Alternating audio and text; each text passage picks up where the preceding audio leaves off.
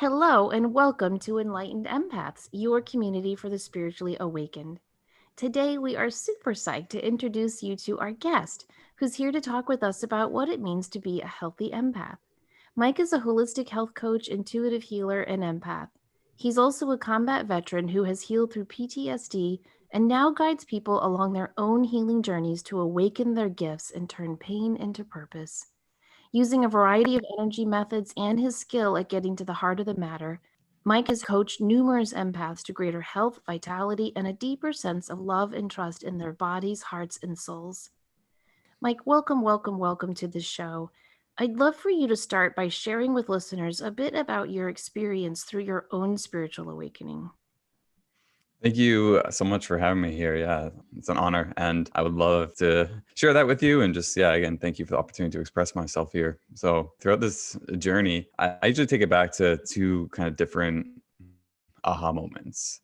And the first one was after, towards the end of college. I was, in undergrad studying nutrition. And I just, decided I was started doing my own research outside of what was being taught in the regular curriculum and just whatever was of interest to me, and so decided to just start playing around with it or trying different diets. And then so on doing that, what happened was this was, I'm not giving credit to paleo diet per se, but that just happened to what it be. That's not how I eat or what I advocate for, but that's just what it was at that time. And so basically it was the first time I ever didn't eat all of all these processed foods and just anything that might be causing some type of inflammation or reactions within my body. And then within like a few days, I felt absolutely like incredible, and just like my brain came online. It felt like for the first time ever. I'd always had a lot of brain fog and just kind of felt a little slow and lethargic. And then so I had this experience of being like, oh my, wow, like I'm not stuck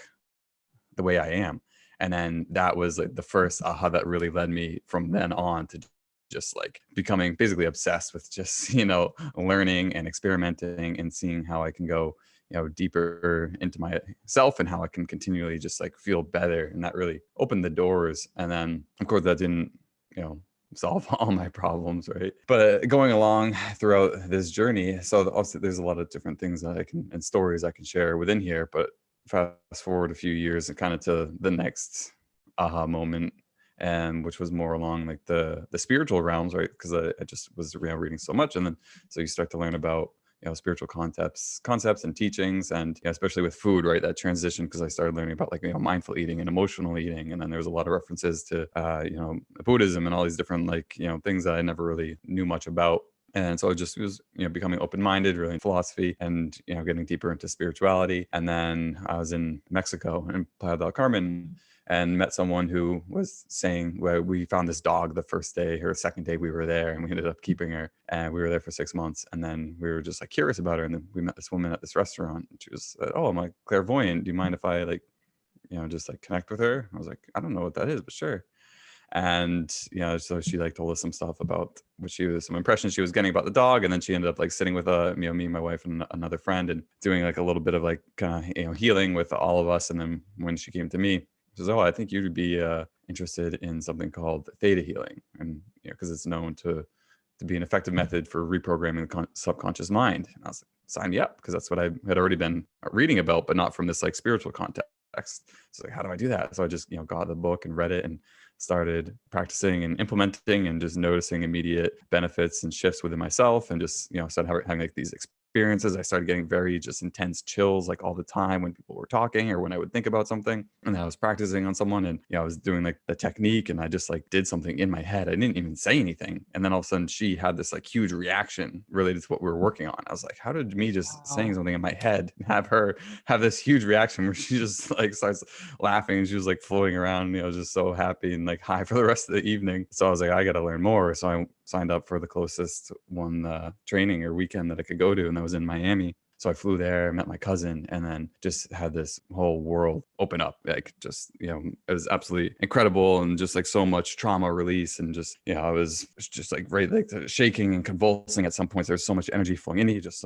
crying an absolute ton, and, got high off unconditional love, like with my cousin. We were just like skipping around Miami, like singing, frolicking together. We were like, what is happening? And so that was like the second aha. And then we like kind of looked at each other, specifically, talking about like men, like you talked about before, like wow, other men need to know about this. So those were like the two big aha experiences that I had, and then yeah, I'd be happy to go into more detail about Those are anything. Or really big moments, and I love the way the first one, I feel you kind of went out and saw it, but the second one just kinda landed in your lap in Mexico, which is always indicative, I feel, of us being on the right path.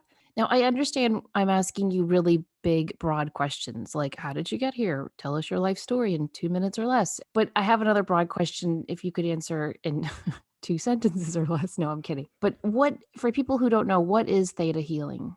theta healing is a type of energy healing. It's a modality that was kind of, I guess, brought to being by this woman. So it's just, yeah, it's an energy, you connect with the universal energy, God, creator. In the book, they call it, the creator of all that is. So you connect with the creator, you use that energy, that source energy to then make, commands to do the energy healing with that. So if somebody has a belief that's, some type of limiting belief, like, if I have money, then I'll be in pain, right? Going back to like this past experience where, maybe, your parents got a divorce over money. So now you have these negative associations with money and you never really let yourself have a lot of money because you associate pain with it. So you could, use this technique to find the beliefs and then change the beliefs within the subconscious mind. Wow, that's powerful. Okay, so during this time, were you serving in the military or had you already left? This was probably 6 or 7 years after, not after I got out, after my deployment, which is kind of how I reference being in it, because that's the biggest Right. event. So that was in 2010. I deployed to Afghanistan, and this was probably around 2006 or 2007. No, I'm saying the wrong dates. 17, 2016, 2017. It was years later. During this time where you're in college and then you're deploying to Afghanistan, you're doing all these, really physical things with your body and with your service to the country. Were you aware that you had this whole spiritual side to you? No, I wasn't. Yeah, which is I sometimes I differ from there from a lot of empaths or a lot of like my clients because they talk about all these things that they remember from a kid and these dreams that they used to have and all this stuff. And I was like, really? I never really had any of that. I learned more about kind of why I was not aware. And then it wasn't until that got like really broken open, however many years later after the deployment. And then it all just kind of like came flooding in from there. See, I think that's really important for people to hear because I think a lot of people feel as though they must have these experiences as a child in order to awaken to inner gifts now. Don't you think that's kind of like a myth that's out there? Yeah, I think so. And then people just be like, oh, that person's so gifted, or that person's so talented, and for whatever reason. But that's really not how it works. And there's different reasons why that may not have manifested for you yet. And then different types of trauma have to do with that as well, because that suppresses it. And then birth trauma is a pretty big thing. So if you've experienced a lot of birth trauma, that can just from immediately you're already shutting those senses off. But that doesn't have anything to do with the depth or the capacity that you have for those abilities. You talk a little bit about PTSD in your podcast, on your website, in your story. Were you aware that you had PTSD before this spiritual awakening? No, not in that kind of sense. And so this is kind of funny too. So, and then I really wasn't even until about 6 months after that experience that I talked about in Miami, then did I really get that realization, and even ended up going to like the VA, and they kind of go through the whatever process to get diagnosed, and that's where they said that. And at first it was like a huge relief and because I remember like doing all this intense work after that, and some stuff did come up when I was on that weekend about it, but I didn't ever really like associate it as like PTSD. And then so and then I was like, I wonder like what could I keep working on, like what's happening. And then it was just, and then 6 months later like that came up, and I remember like talking to my wife about it, and she just like laughed as in like, duh, you idiot, like obviously. Whereas like in my mind I had absolutely no clue. Like I knew we all got back and we were all more irritable and angry and short tempered, but like you don't think of that as like this chronic stimulation to your nervous system that actually does affect your day-to-day life. See, that fascinates me. I'm not claiming that I had PTSD, but when my former husband was shot in the line of duty, the first 3 days he was in the hospital, I did have to speak to someone because every time I would sit for a minute or close my eyes to try and sleep, all I would see over and over, like a bad tape, was the doorbell ringing and all those police cars in my street. And I couldn't get it out of my head. And I remember the the chaplain and the therapist at the hospital said, "Oh, that's PTSD." So I've always had this belief that when I hear so and so suffers from PTSD, that that's what they're dealing with, this constant barrage of images and sounds. From what I've heard you talk about, it's not like that. It's no, I don't want to say it's more subtle. It's almost more prevalent in the way that you carry it. So could you just talk about what that feels and looks like on a daily basis before you recognize and release it? So it can be very subtle, right? It's like your nervous system is living in a different time, right? It's not living in your current present reality. And so it's reacting to things differently, or you could even say like inappropriately in a way. That's something that's not really warranted, right? So, you feel threatened and not safe when in actuality you are. And then another thing and kind of like problem with someone like myself, and then other people who compare themselves to me, right? And I compare myself to people at worse, is like, oh, you're not allowed to have PTSD because you didn't suffer bad enough, right? Like look at the guys who invaded Fallujah, or look at who were in like this area of Afghanistan who had it like far worse, or look at the guys in World War II. Like that's how you get it. You don't get it from whatever kind of like general like experiences I had, right? It wasn't like every single day kind of combat. So it's like, yeah, you compare it to that, and you're like, and then some people would like hear my stories and and be like, oh my gosh, there's no way I can have that because I never experienced anything like that. But it's really just not how it works at all, and it's not up to you to decide, right? It's what you're experiencing in your nervous system. And then it can also be from just like not getting what you needed as a child, right? Instead of necessarily what happened to you as a child. Like if you had an abusive parent, it could be just you have from parents who weren't available to you, and that causes that that stress and that threat to your nervous system. But then so going forward for me, when I was super into all this health stuff at this time, it was like, so you asked what that's like on a day-to-day basis. So is for me, right, I was, in order to maintain just like an even keel every single day, it was like I felt like I had to exercise, I had to meditate, I had to do breath work. I was constantly reading and listening to podcasts, but as a way to just so I could block everything out. And so this like addiction to learning, really, in a way, that kind of took it away. So I had to I had to eat healthy, I had to do this, and if I did anything wrong or off, then my mood would be completely off. So that's when I realized I was coping. I wasn't actually healing and going deeper into like the releasing the emotion and calming the nervous system. And then to the point where when I was in Portugal working, traveling with my wife and working online, working on a new business, my appendix burst when I was in Portugal. There was just so much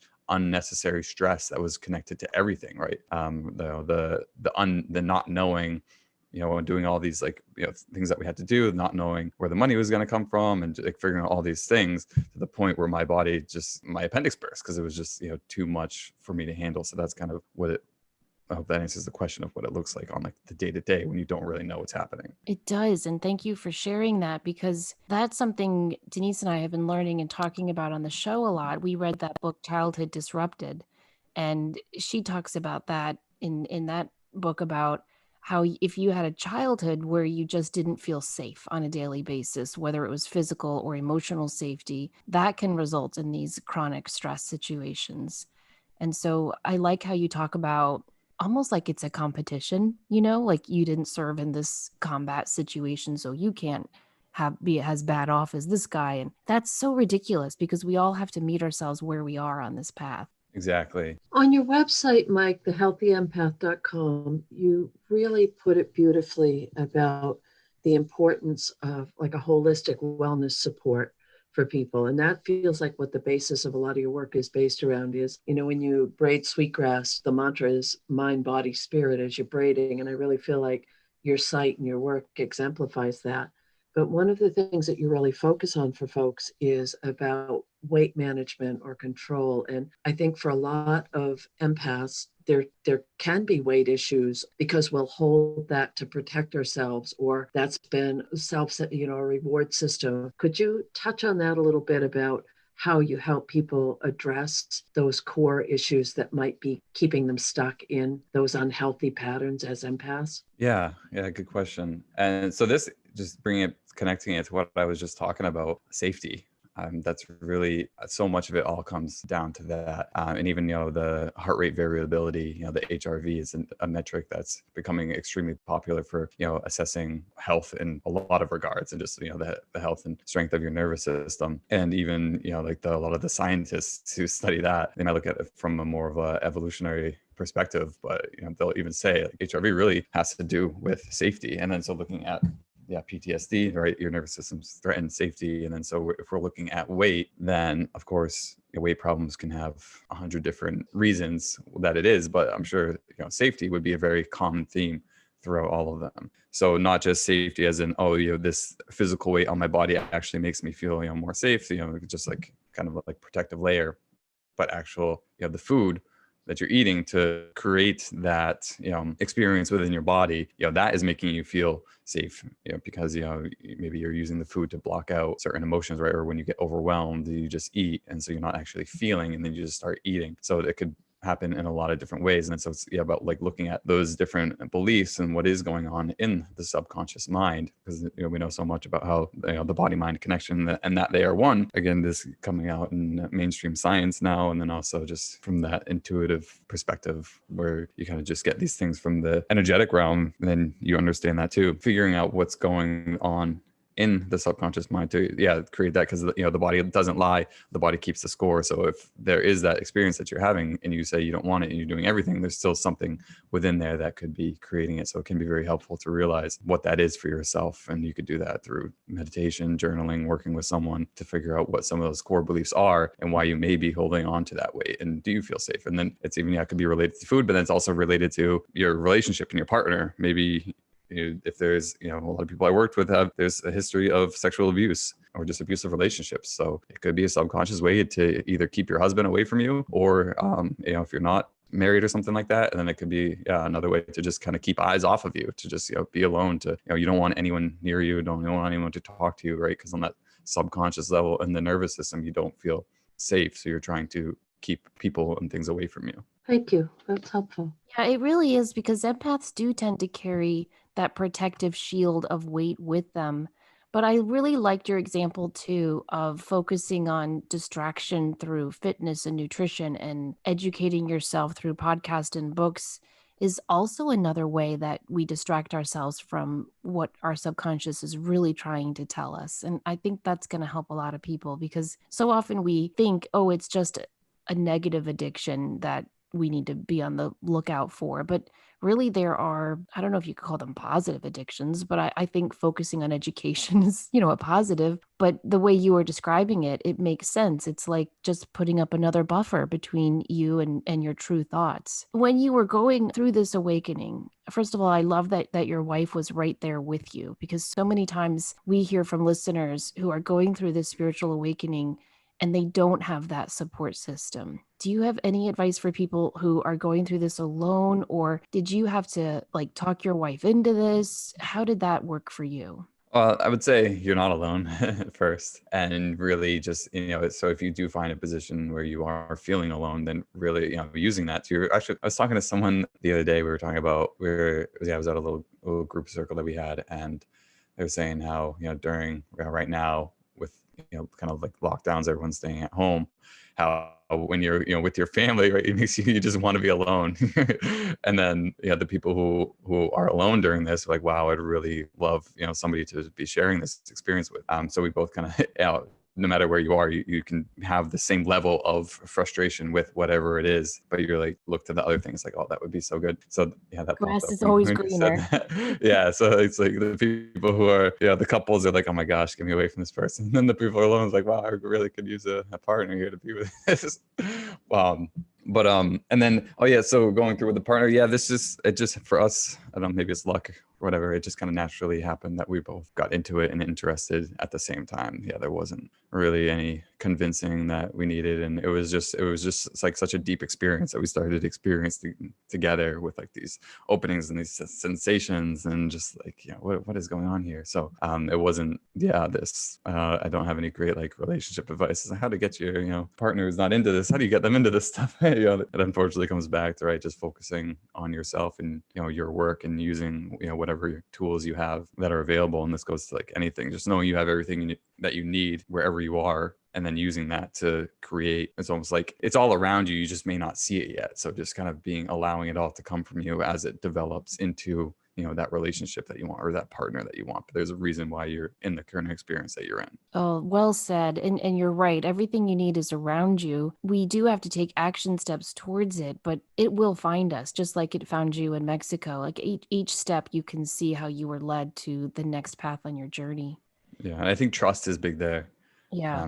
And when I talked to you, you were talking about how you picked like the word for the year kind of thing. Right. I decided to do that as well. And the word that came up was trust. And I think that's so important right now. And I was just writing something about like this idea of unconditional trust, right? And just really finding it within you to trust, even if it doesn't look like it's trustworthy, but doing it anything. Or if you don't know why is this happening? Why am I still alone? Why won't my partner get into this? Like, but holding that trust anyway, and not saying, once you bring that partner to me, or once my partner opens up to this, then I'll really believe, then I'll really trust. I think it's so important to just start unconditionally trusting, and that will really open doors quicker, I think.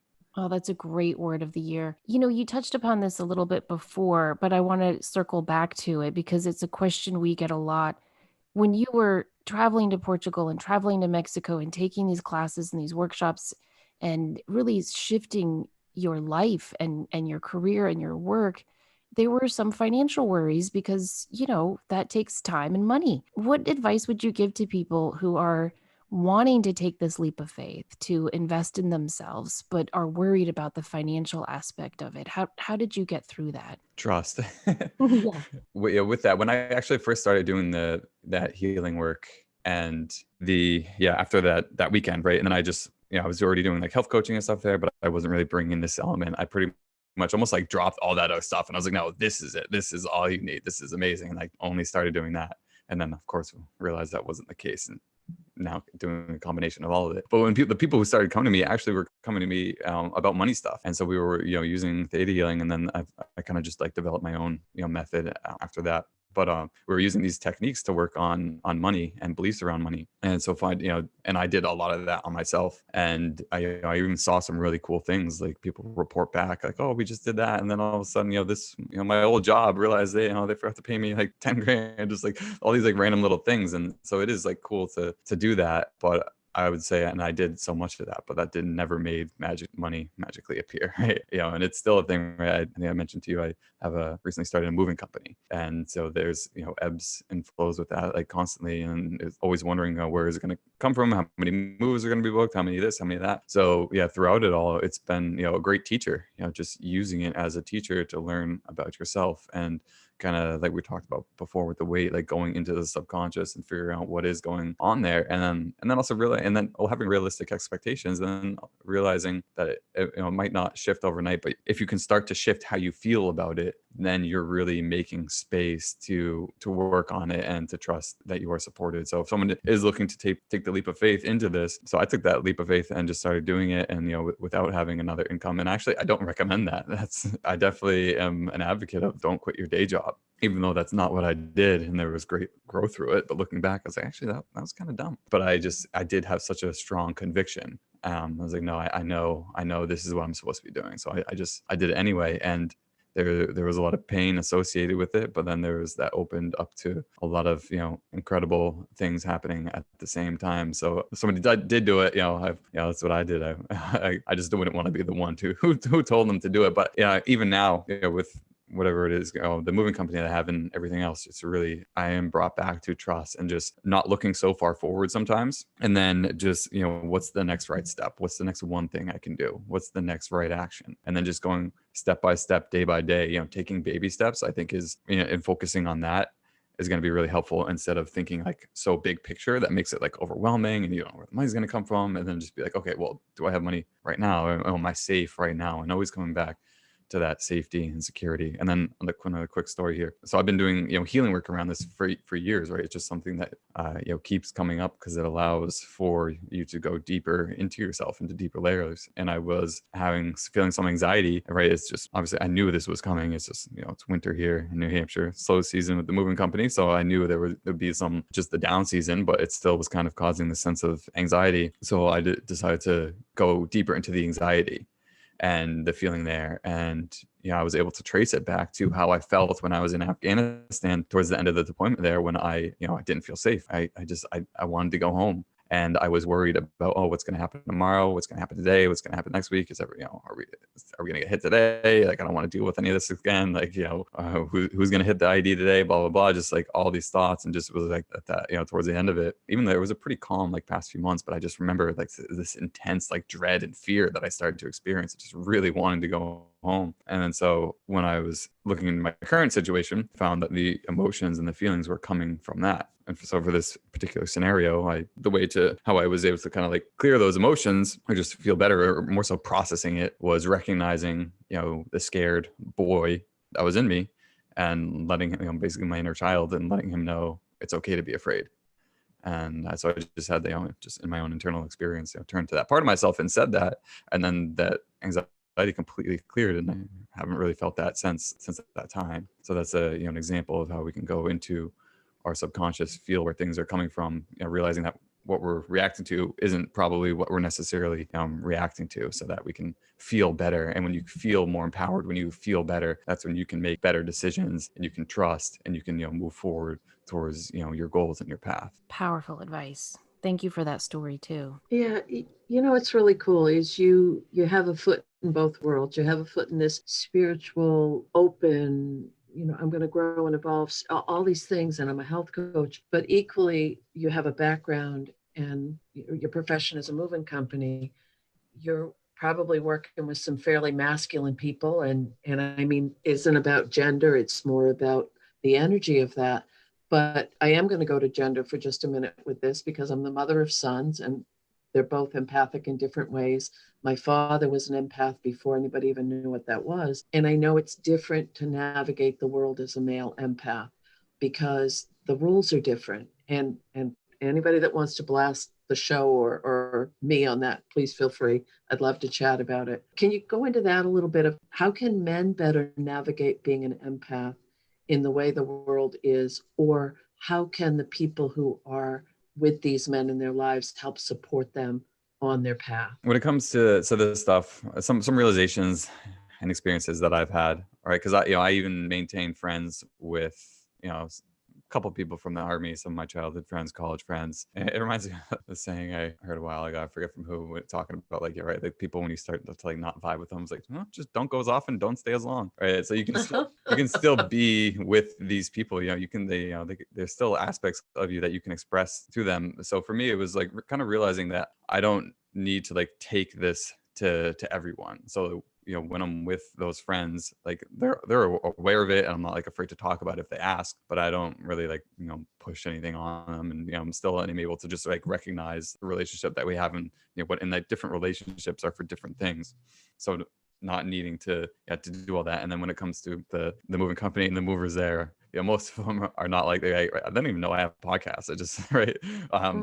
So maybe there's some parts of me that just isn't fully ready to express all of that to the whole world. But the way I'm kind of at it right now is just, one, it's not a secret. If anyone talks about it, we talk about it. And I just, I don't, if they're talking about something that I'm not comfortable talking about with, or the energy doesn't feel right, then I just don't engage. So it's about like at least having outlets for your expression, right? If you don't feel comfortable taking that, everywhere with you. Yeah. So being able to, right, like, I have this, and I have clients, and I have friends that I talk to on a weekly basis and monthly basis, where we get into all this stuff, and that's when I feel the most excited, the most alive. But that doesn't mean I don't want to cut off the whole world. So I just maintain your ground and your composure in those other spaces. And I coach at a gym too, where not everyone there necessarily knows they don't know. I tell them like, oh yeah, I usually work like empaths, and they go, oh, like what's that? But I don't really go super deep into like the extent of it all, because I don't think you have to do that with everyone. And so if you are a man and you find yourself in a situation where, you are, realizing that you are more,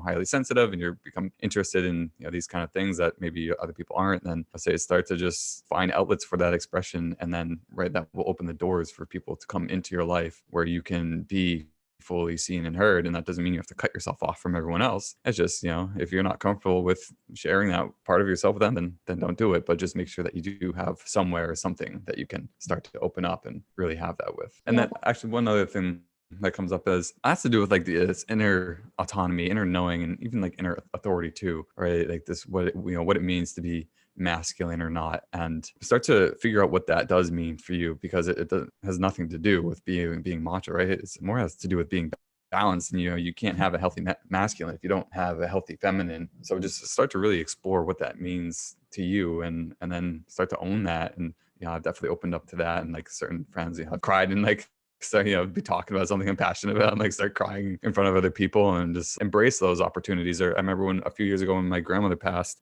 she kind of like told me to do the eulogy, and I was like, oh, no way. But at the same time I knew that I had to. And then so just like getting up in front of those people, and then so I just like wrote this from the heart, cried half the time in front of everyone. You can even feel it now as I say it. But then the amount of men and people that came up to me afterwards, they were so jealous. They even said that, like just like almost like blown away, and like that I could even like do that. And they were like just wowed. And then my grandfather, not the husband, but on the other side, who I didn't even think he could hear or anything, like he came up to me, or when I went up to him, he like grabbed my hand, and he just like the way he like said it, and everything was so different about it. And just the words that he said, like he didn't even say like great, he started to say great speech. He goes, no, not great speech, great expressing yourself. And just like the way he said that hit me so hard. And I knew immediately that there was, like a breaking of this karmic, line of men who don't know how to express themselves, right? Because even my dad was just afterwards like, who are you, right? Like, who's not in a bad way, just like amazed.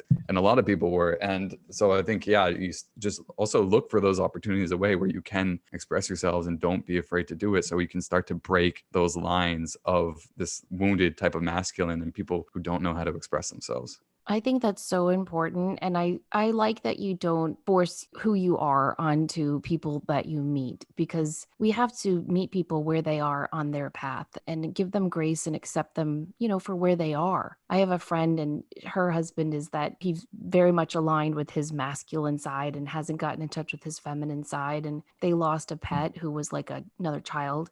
And my friend was crying and upset, obviously. And her husband said to her, I feel painful, but I don't know how to express it. And she said, gosh, when's the last time you cried? And he couldn't think of it. And he said, the only time I cry is when I watch Brian's Song. If any of you guys remember that old movie from the 1970s, very sad sports movie. And so she put on Brian's Song so that he could watch it and cry. But that was what she had to do to get him to be able to release the pain he was feeling over the loss of their pet. No judgment there. We have to do what we have to do to get back into alignment. Yeah, I get it. It's so true. I think that's common for a lot of men. Like they have no idea. Like, when you even cry, like, when was the last time I cried? I don't know. When was the last? Who died last? It was basically like the only time they can make those connections. And it's so healthy to be able to do that, and especially if you are, an empath, because like, what is crying really? Just releasing energy. That's it, right? Just letting energy flow through you. And it's so helpful to be able to connect with that, so you can process things, right? So you're just processing something. If you cry, as a way to release that energy, so now it's not stuck in your nervous system anymore. If that helps any men listening to kind of get in that logical mind and look at it that way. I do that sometimes too. It can, because you like won't even know why you're crying sometimes too. And it's like, it doesn't matter. You're just releasing energy. Because that happens to me all the time. I don't know why I'm crying. Like, although even the big crying, and then like that voice in my head, like asking that, and then the other voice would be like, doesn't matter. We're just releasing energy. You don't have to know what it is or why it's happening. Just energy flowing. Like, that's it. Right. So sometimes Just surrender, let that it can be hard. go. Yeah. And people don't know how to grieve. A lot of women don't actually too, but this is video I usually send people, our clients, about grief. Learning how to grieve is so powerful. So a friend of mine, who we did like healing sessions for each other, we were doing this together. We was like, let's work on that. I don't know how to grieve. And so, it was pretty simple. It was basically like, think of something really sad. And so we like, did it. We were doing it. and I brought something up. So this is something that happened in Afghanistan, where I guess I can share. It's not like too gruesome or anything, but basically, I saw these people die. They weren't fellow soldiers. But they stepped on an IED and they blew up, right? And I had like close to no real like feelings around that for like a long time. Like I didn't really know what to do with it. Like I would see it like in my head at night for however many months afterwards, but like not in like not in just like a numb way. It was just there. It wasn't anything. And so, yeah, however many years later this is, doing that with this, with my friend, so we're practicing grieving. So they just brought that up and, created this safe, sacred place and was able to connect to what happened there and the energy and then grieve, but not just grieve for it, more so. It was like, I could feel, right, being like that empath. I could feel I was grieving for everyone who bared witness that day, all the other, people I deployed with, and I could just like feel, and then I had this really cool, like learning more about, right, like I said, I didn't know I was an empath at the time, but then seeing how I was, right, I said I started becoming like very afraid at the end, and I could see like here, like it showed me this picture in my mind of how like this energy was like kind of like going into me. So it was almost like I was absorbing a lot of other people's fear as well, and that just like made it worse, and then like holding that in. And then so when I was able to connect with this and grieve, it was like I was grieving for all of us and whoever left the family of those people. And so being able to grieve is such a powerful practice, right? Because you're just processing what's still stuck in your body. I think people's biggest fear, like when you say the first step to grieving is to think of something really sad, I know a lot of people are going to hear that and go, no, I don't want to do that. Because a lot of us have this fear. If we tap into that, it's like we're releasing the Hoover Dam. Like it's never going to stop. So I've heard people say that. what advice would you have for people who feel like if I truly tap into that point of pain, it's just going to be out there and I'm not going to be able to control it and it's going to be overwhelming and I'll fall into depression? Emotions buried alive never die. So if you open that up, you're actually going to open your body and your release and you're going to feel better. But if you don't do it, then your body's just going to get tighter and more constricted and you'll probably end up getting sick, honestly, manifesting some type of disease. So that reminds me of a story I actually heard someone tell where she said she felt that way too. She's like, if I cry, like it'll just never stop. But she's like, so she just gave herself permission. I'm just going to cry for however long it takes. And then so she said she did that. And then it was like 3 months later and her husband was like, it's great that you're doing this, but you'll be like done soon. She was like, maybe, maybe not. And so she actually gave herself permission to do that and then would cry a little bit every day for months until she felt like it was cleared. So yeah, like don't be afraid, right? It's in you one way or another. Might as well just get it out. And if it takes months, well, it's better than living with it within you for the rest of your life. We had Rick Jarrow on the show. I don't know if you've read him or seen him. He's wonderful. He writes about creating the work you love. And he tells a story very, very similar. This woman that he worked with, she took some time off. And when she came back, she might have been a fellow teacher at the university where he works. I'm not sure. But when she came back, she looked amazing. Like people were like, did you go to a spa for a year? Did you get a facelift? Like you look amazing. And he said to her, what did you do? You look so great. And she said, I cried for a year. Yeah. sounds right. Yeah, I mean, imagine how much lighter and just like releasing that burden. And a lot of people won't, but like the people who are listening to this are the type of people who would, right? It definitely does take courage and bravery to do that. And if you're an empath too, or even not, like you're not just doing it for yourself, you're doing it for your children and all your ancestors and the people around you. So it's really doing a great service to be able to do that. And it's just, grieving isn't just like, oh, like what said, that was just a way to elicit an emotion, to kind of like how you mentioned like the friend who needed to watch a movie to elicit something that was just using a kind of like trigger. But I can already start these, right? So my oldest son is 3 and I already like have this feeling like, I think as soon as he's not a toddler, like I'm gonna have to grieve and probably cry that he'll never be a toddler again, right? Because it's just so beautiful, it's so exciting, so amazing. It's like, oh my gosh, I can't believe you're not gonna last like this forever. Oh, except for yesterday, it's like, okay, when are you done yet? Yeah. So even like little things like that, but also not to mention like what that does for your children, right, is very powerful, because you're honoring them throughout their growth and not just holding on to them as a little baby that you don't want to let go of, but really just saying like, yeah, you're a growing human and that toddler is no longer there, and you can grieve that loss in a way. But like you're also celebrating the beauty of it at the same time. So joy and sorrow and grief go hand in hand. Yeah, that's a really good point. There's this super sad essay I read on Facebook a couple years ago, and it was from a mother talking about those stages. And she says there's always a last day that they came to your room in the middle of the night to climb in and snuggle. There's the last day that you change their diaper, and we're not even aware of those last days because you are so busy in it. Every time I read that, I cry Mm. because you're right. It is. It's a grief, it's a joy, it's an honor. And so, okay, so you trigger yourself to feel the emotion, then you feel the emotion, then what's the next staging of grief? Well, there's a lot of experts and great books on this that know far more about it than me. The way I see it when it comes to work, how I work on these things, or how I might advise someone, but if they're just doing it on their own, right? So if you are able to connect with emotion, really just trusting your own inner experience, right? Becoming your own healer, and seeing what comes up. Do you need to write a letter? I wrote a letter to an old friend. I didn't send it to him. It was just a way to acknowledge like a friendship that had died and let go of. And then turns out it didn't, it resurfaced. But what really happened, what I really was doing was let going of my expectations from it. So you're sitting there, maybe you're in your own experience, and just see what comes up, right? Learn to be still. Is it tears? What do you feel called to do? Do you feel called to call someone, to have a conversation with someone, to write a letter, to do some kind of art, to scream, right? To go, there's a lot of different techniques to just release that energy. Maybe find like a safe space to scream and see where you feel it in your body, and just let it out. There could be so many different things. I think you just need to start with being still and open, and then trusting your inner guidance. Well said. You talk so much about the body, mind, spirit connection, which is so important. When someone comes to you for coaching, do you work with them with all three of those goals in tandem?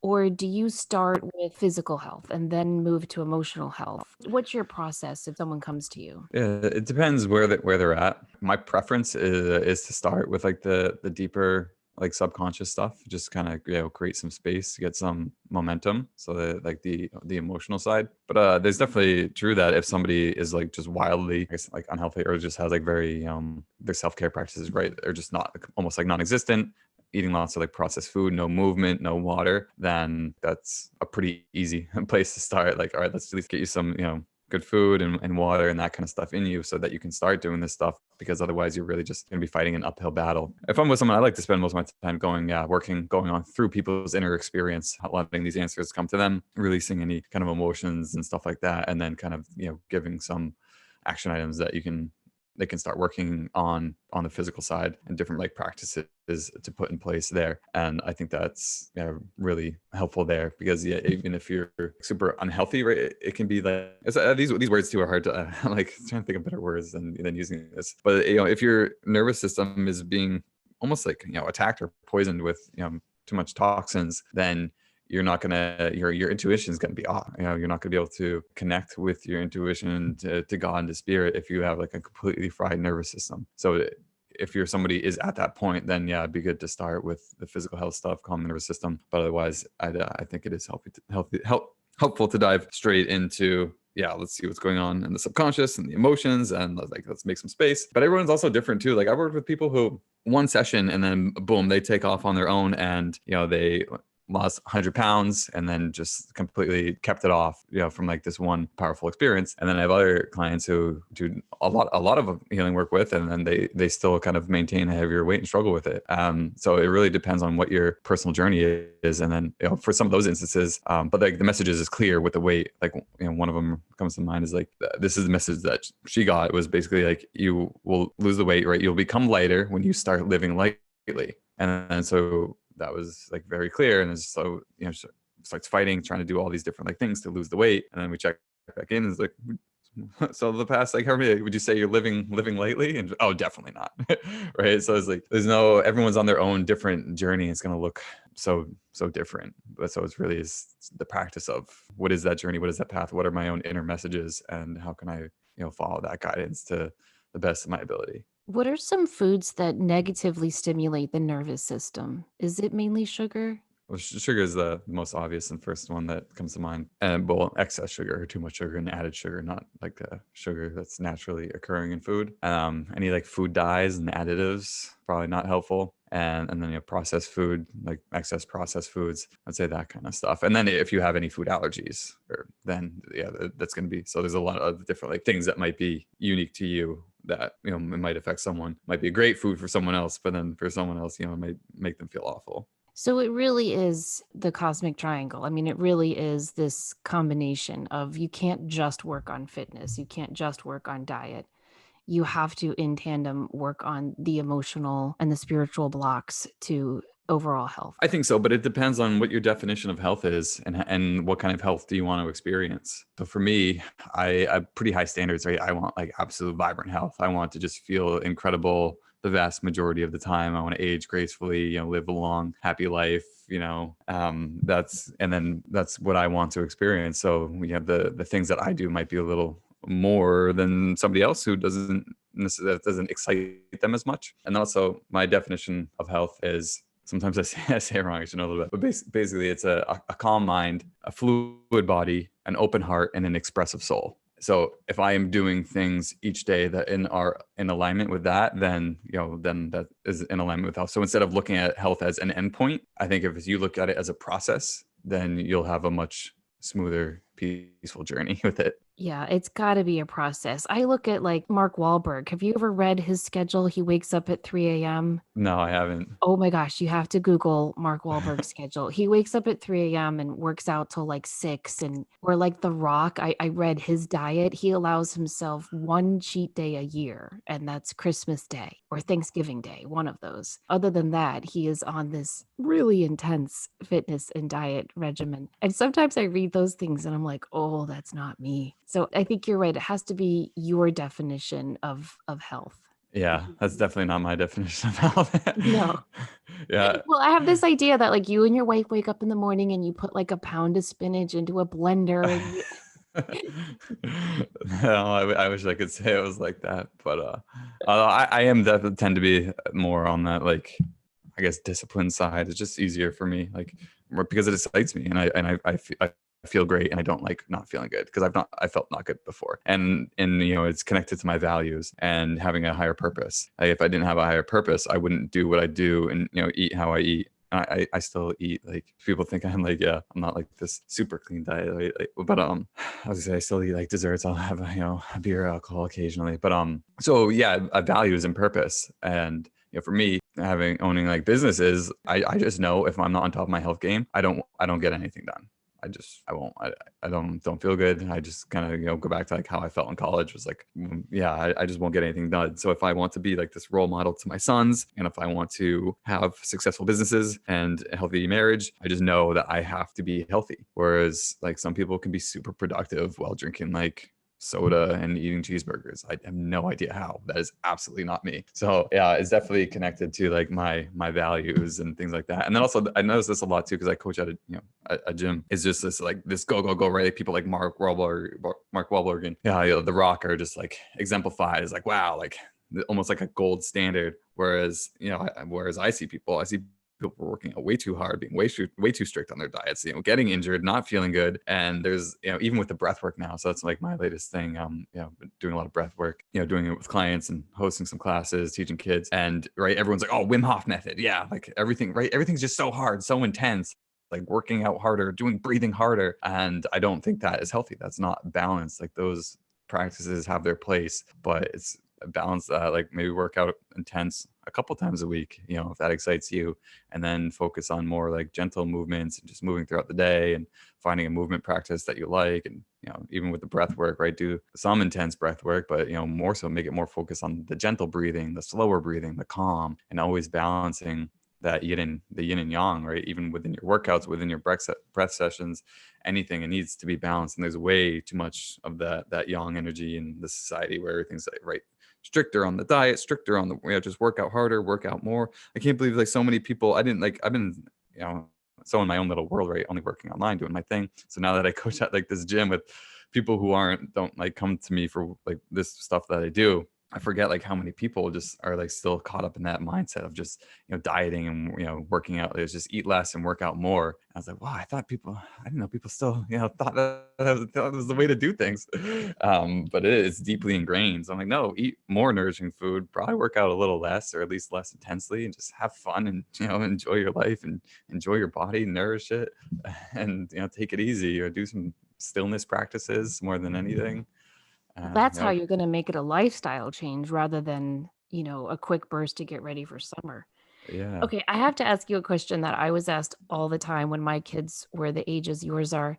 How do you find time to meditate? Yeah, I mean, you make time, right? Connecting it to those, the values and everything, and so it's easier for me than it is my wife. But she also kind of can get caught in those like excuse making kind of patterns too, which is a lot of times comes down to what it really is. You have to prioritize it and see the value in it. And so for me, even like going through like courses and trainings, yeah, I just made like such a strong, because right now I used to do it just shorter, and that's a lot of times my advice. Just do it short. It doesn't take much. What's the minimal effective dose? Same thing with exercise. You don't have time, work out 8 minutes a day, 6 minutes. Like you will improve. You will feel better. I promise. It's the same thing with meditation. 6 minutes a day. 8 minutes a day. When I first meditated, I did eight minutes a day, and then however many weeks in, like I noticed a significant benefit.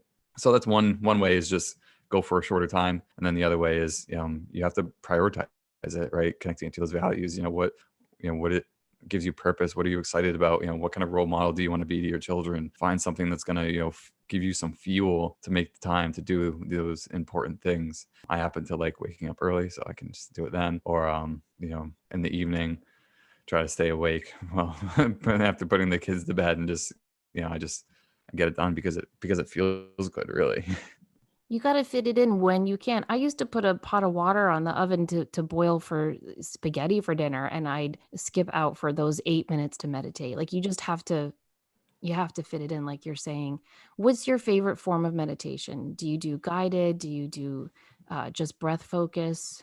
Right now, breath work, yeah, doing like a full breath work thing where I'm doing some like movement to open up, and then a couple different breathing practices, and then at the end of it, just stillness, connecting with the breath. So that's definitely my favorite form. I've done a lot of different styles, and that's what I'm into right now. I've even sat in the woods for a few days and no food, no water, sitting against a tree.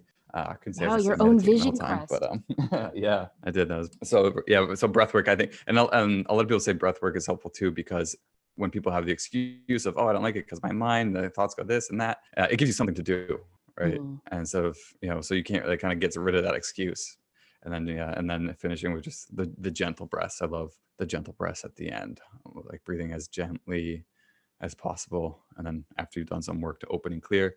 And I think that can get you set in a really good position to do some meditation. If you don't have time, if you only have 8 minutes, 5 minutes, just sit. Just sit.